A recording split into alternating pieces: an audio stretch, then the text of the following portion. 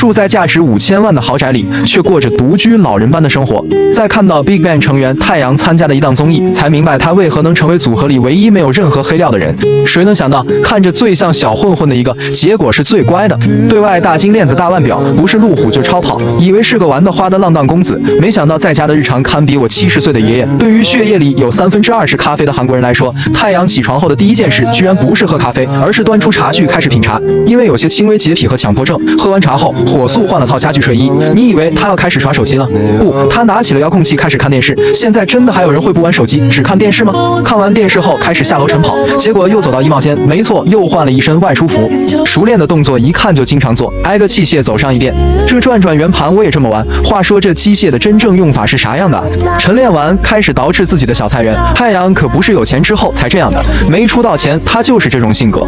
当时还不火，组合5个人在一个房子里生活，因为实在无法忍受胜利才搬了出来。승리가 이제 집에서 너무 크게 음악을 틀고 여러 친구들을 자꾸 데려오는 바람에 正好对上了胜利后来的夜店时间。明面上是开聚会，但以李胜利的性格，绝对不止喝酒聊天那么简单。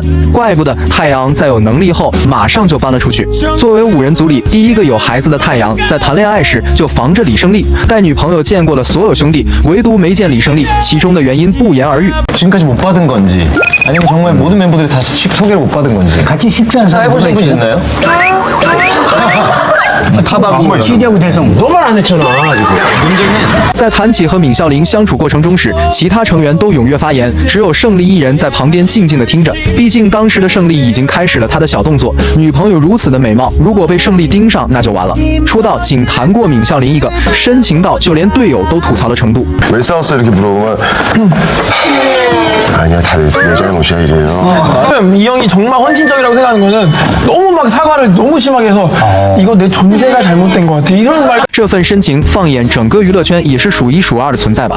在复出后的妈妈典礼上，不仅和大生一起为权志龙坐镇，表演完后也没着急走，而是在后台默默等权志龙领完奖后才走的，还被网友评论：自从太阳当爸爸后，把权志龙也当儿子养了。